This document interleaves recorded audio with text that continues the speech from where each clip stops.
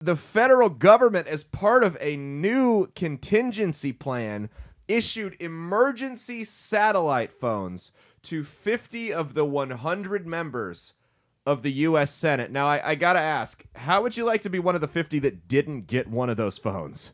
Oh, I'd probably rather not. You're probably talking turning into fossil fuel. You know what I mean? What are the satellite phones for? Like emergency. So do you know what a satellite phone is? So like basically if shit hits the fan and all the cell towers are gone, they can at least communicate. It's connected through the satellites. Yeah, I looked them up. They're actually surprisingly cheap. Like I thought they would be like $1,000, but you can get like $150.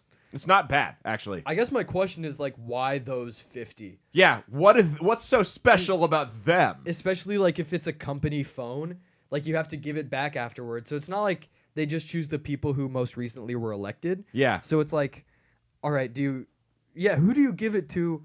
And if it's cheap and it's like a company thing that you just give back when you leave, why not just give everybody? Right. Yeah, why? I mean, they have like no problem blowing our money on everything else. They really couldn't shell out another, couple $1,000 for 50 more satellite phones? Dude, that's where they draw the line? Yeah, I'll pay for them. I feel bad that the other ones are left out. I'll help chip into the Senate Satellite Phone Fund. The Senate. Good luck, everybody else. Well, I mean, they need. Well, the rest of that money's got to go to Ukraine. So it says here, amid growing concerns of security risks to members of Congress, 50 senators were issued satellite phones for emergency communication. The satellite phone technology. Let's see. Where do we got it here? Okay, so it was offered to all 100 senators. It was only 50 of them took it. Okay, that was misleading. Ooh. Okay. Now I want to see the party lines on that list. Of who took it? Yeah, I want to see like some breakdowns. Give me some age demographics. Give me some voter history. I want to find I'm a trend guy. Could you imagine Feinstein trying to navigate a satellite phone? That might be enough to kill her. That might actually break her brain. She's done. Wait, what did they give the other 50 as consolation? Like a harpoon gun for when shit hits the fan? Cricket. Yeah, exactly. Harpoon gun. Yeah, no. Let's see. 52. Oh, no. Okay. Let's see here. Yeah, so the satellite phone technology has been offered to all 100 senators. At least 50 have accepted the phones, which the Senate administrative staff recommend all senators keep in close proximity during their travels. In testimony before the Appropriations Committee last month, Senate Sergeant at Arms Karen Gibson said satellite communication is being deployed to ensure a redundant and secure means of communication during a disruptive event. Now, this comes at the same time as now, we're going to put our conspiracy caps on, which we never do on this show. We don't believe in Heaven forbid. theory. We never do it.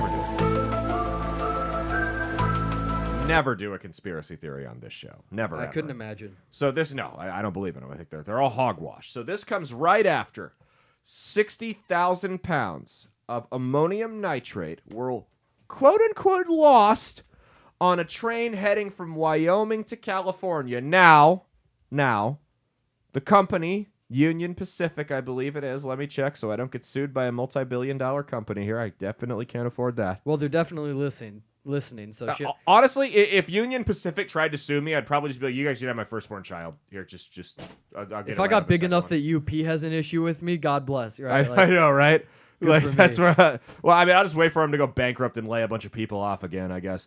But so Union Pacific, yes, I confirmed it. The company that was transporting this, rest assured, they said that there is no threat posed to the general public. So as long as we know that, I actually heard that some of the explosives were used at the Pentagon explosion on 9/11. No, the one that happened the other day.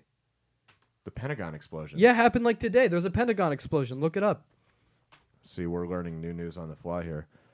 Oh, it says fake image of Pentagon explosion. See, look at this. The Jews are in here spreading fake information. It caused like a stock market, like a significant downturn. But yeah, so anyway, 60,000 pounds of an explosive chemical, ammonium nitrate. They left on April 12th, and according to an incident filed on May 10th, due to an unknown cause, it was discovered missing. An unknown cause is the CIA got a hold of it. Okay, here's my thing.